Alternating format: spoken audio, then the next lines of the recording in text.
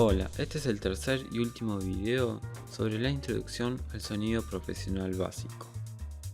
El primero trató sobre conocimientos básicos para entender el sonido y cómo se comporta. El segundo trató sobre equipamientos y sus funciones, enfocándonos más en cómo minimizar el ruido y tener una señal lo más limpia posible. En esta ocasión voy a abordar los siguientes temas: altavoces, sistemas de audio básicos y la producción en el sonido desde el punto de vista artístico-técnico. Comencemos explicando qué significa cuando dicen que es un altavoz de X vías.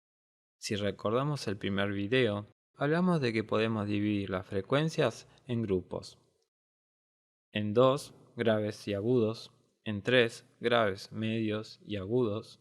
En 4, graves, medios agudos y agudos. Y en 5, subgraves, graves, medios agudos y agudos. Además, tenemos que entender que cuanto más alta sea la frecuencia, más rápido tiene que vibrar la membrana de un parlante. Y al contrario, cuanto más baja sea la frecuencia, más lento.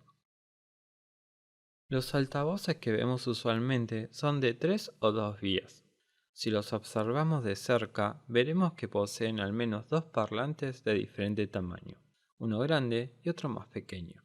Este tipo de parlantes dividen las frecuencias mediante filtros incorporados en su interior.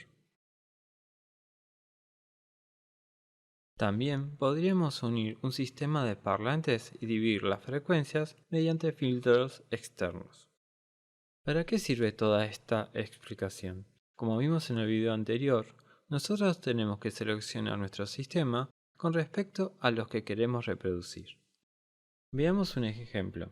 Si queremos amplificar un coro, digamos de tenores, que su rango de frecuencias parte aproximadamente de los 125 Hz o tercera octava, y si consideramos que si un altavoz de 18 pulgadas que está diseñado para reproducir frecuencias de subgraves con un rango de aproximado de 32 a 120 Hz, observaremos que estas voces no están dentro del rango de frecuencia que puede reproducir este tipo de altavoz. Por lo tanto, sería innecesario que nuestro sistema esté equipado con sublow.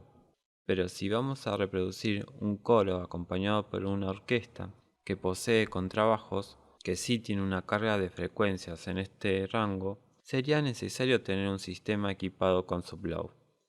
Pasemos a otro ejemplo. En este caso, con dos obras de la CNDC.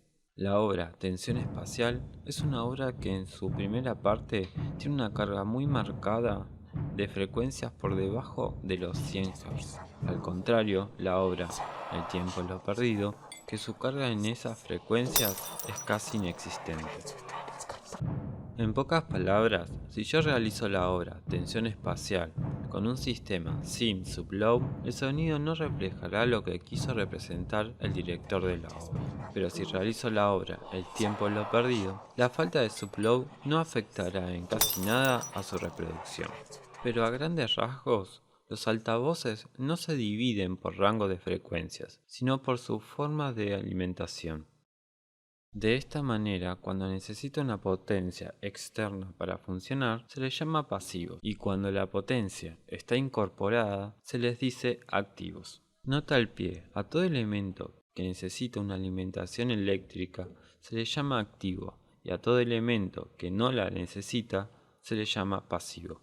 Pero está en nosotros nunca perder de vista el rango de frecuencias que puede reproducir el sistema que nos ofrecen, y compararlo a lo que queremos reproducir, ya que podemos aumentar nuestro costo por algo que en verdad no influye en nuestro espectáculo, o al contrario, adquirir algo que es insuficiente para lo que queremos reproducir. Sabiendo esto, podemos decir que un sistema de audio básico está conformado por una consola, una o más potencias y parlantes, sin olvidar que los parlantes y las potencias deben mantener una relación entre sí, ya que si no se cumple, provocará la ruptura de estos. En estos últimos años, los sistemas profesionales se dirigen a formatos digitales, donde las señales se pueden transmitir por medio de cables UTP, a distancias menores a 100 metros sin utilizar repetidores, o con fibra óptica con distancias mayores. Este tipo de señal digital en cables UTP y ni hablar en fibra óptica elimina el ruido que puede ser generado por la infiltración de una señal externa. Como vimos en el segundo video, que cuanto más largo sea nuestro cable, hay más posibilidades de que se incorpore una señal no deseada a nuestra señal útil. Por eso, y muchos otros motivos, cada vez más se está utilizando el audio digital en todas las etapas, llegando al punto de conectar directamente de forma digital a la etapa de potencias, logrando así que el sonido sufra menos por los ruidos externos. Por último, voy a tratar de describir de manera resumida las funciones que ocupa cada agente con respecto al sonido en una producción artística. Empecemos por los músicos, que son las personas que se dedican a la composición e interpretación de la música. Después seguimos con los sonidistas, y acá empieza el dilema. A grandes rasgos, a los sonidistas nos dividen en dos, de estudio y vivo. Los de estudio son los que editan los audios y los masterizan. Los de vivo y de sala son los que trabajan con músicos en vivo. Ellos recepcionan la música ya trabajada y por medio del rider, entregado con anticipación, se van a encargar de ver qué necesidades existen y cómo realizar la correcta amplificación de las fuentes de audio e instrumentos, además de que operan las consolas de audio. En esto no podemos detener un segundo y aclarar dos cosas. En muchos lugares, el operador no arma el escenario y solo se encarga de los asuntos de cabina. Y a su vez, durante la función, el operador solo recibe las órdenes del regidor de escenario, que es el encargado de coordinar todas las áreas durante la función. Pero para mí, principalmente en el mundo de la danza, surge un nuevo tipo de sonidista, y es el que acompaña la creación de la producción artística. Este tiene que editar los audios ya realizados para que coincidan con los niveles adecuados para lo que se desea representar en la obra. Determinar si se debe amplificar un punto del escenario para captar sonidos emitidos desde el mismo, como gritos, golpes o instrumentos, y determinar qué equipamientos se necesitan. También debe aprenderse la obra para reproducir o detener la música con un pie que puede provenir desde el escenario, y con esta información redactar un guión de sonido que incluya los prevenidos y los pies de disparo, además de los tipos de entrada y de salida de la música, con las pautas que debe seguir para realizarlas. Veamos un ejemplo. El bailarín del centro del grupo se desprende del movimiento sincronizado. Ingresa la música en fade-in hasta que el grupo se desarma por completo.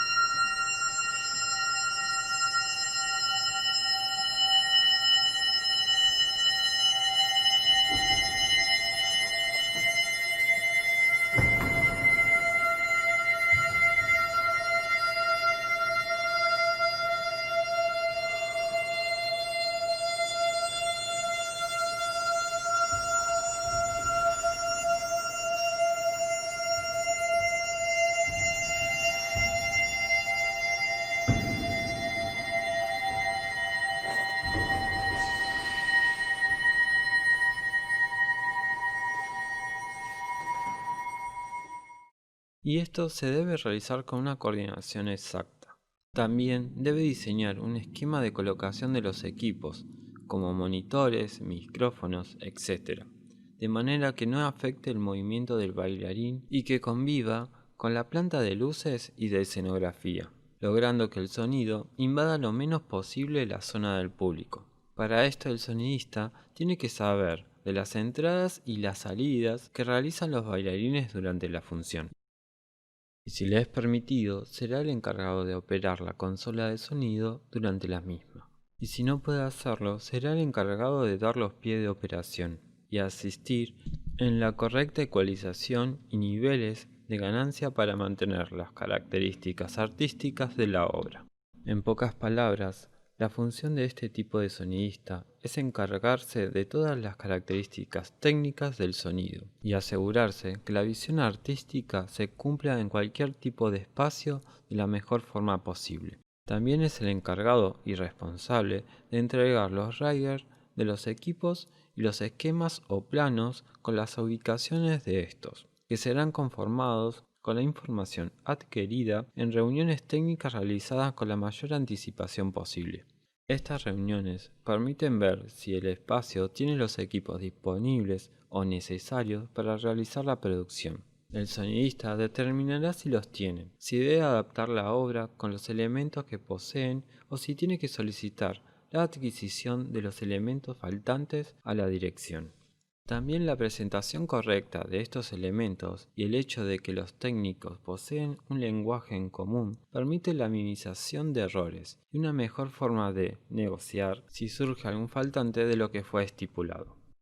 En mi opinión, cuanto más claros sean los pedidos, menos tenemos que depender de la buena voluntad de otros, que pone en riesgo, en ocasiones, no solo su fuente de trabajo, sino la seguridad física de todos los que compartimos el espacio. Para todo esto, tenemos que entender que todos los técnicos que estamos involucrados en las producciones de una realización artística somos considerados como artísticos técnicos, ya que nuestras acciones, como el tipo de ecualización que realizamos o la forma de amplificar un sonido, darán una impronta artística a las producciones provenientes desde lo técnico y de su forma de interpretar la obra, a tal punto que los técnicos del Ministerio de Cultura de la Nación nos regimos por el nomenclador de funciones específicas para el personal artístico técnico, Resolución Conjunta 53/2007, donde por ejemplo las denominaciones para el área de sonido son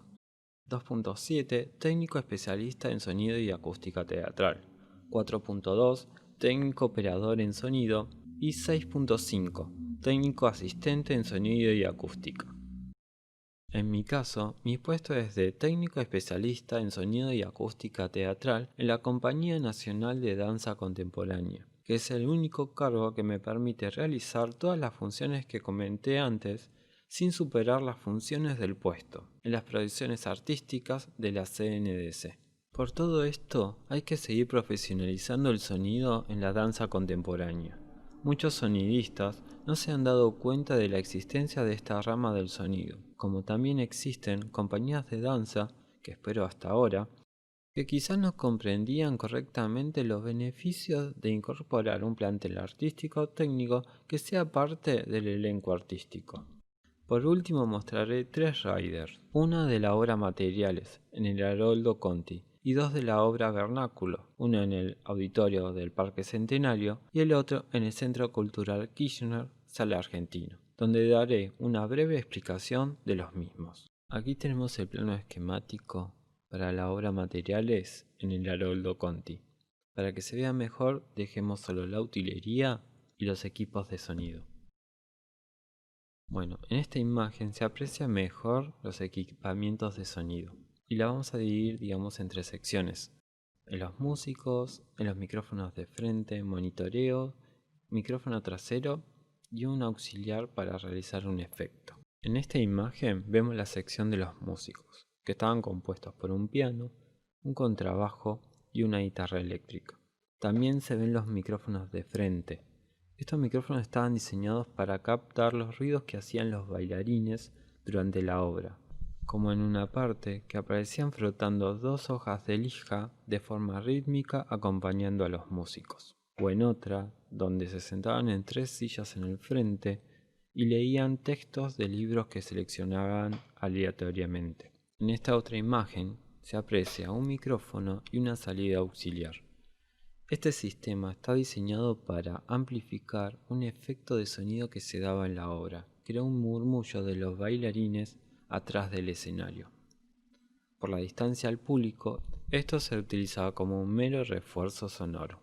Volviendo a la primera imagen, vemos que los bailarines en la parte escénica poseen un solo monitor. Esto es para equilibrar y reforzar el sonido que proviene de los músicos y para que los bailarines se sientan más cómodos auditivamente en el escenario. Procedimos con el plano esquemático de la obra Vernáculo. En la sala argentina del CCK, esta obra poseía un músico en vivo tocando un contrabajo y una pista. Si alguna vez fueron a la sala argentina en el CCK, habrán observado que es una sala diseñada principalmente para orquestas. Al ser tan abierta es muy difícil ocultar los monitoreos, pero la compañía en esta ocasión optó por equipar la sala con una cámara negra a la alemana. Teniendo esto, me permitió ocultar los monitores para los bailarines detrás de los cortinados laterales. Después nos encontramos en la sección de la pileta, donde nos encontramos con el contrabajo. En ella veremos que el contrabajo poseía dos micrófonos, uno que lo amplificaba directamente y otro de refuerzo más ambiental. Por falta de espacio en la pileta y para proteger los equipos, colocamos el monitoreo del músico detrás del telón de fondo.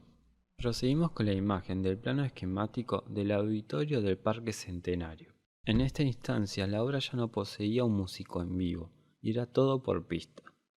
Por eso los equipos dentro de la pileta ya no eran necesarios. Para hacer un auditorio al aire libre se hacía indispensable amplificar a los bailarines, ya que estos mediante sus voces realizaban efectos de sonido que eran partes de la obra. Para esto se coloca 4 micrófonos ambientales a los laterales del escenario.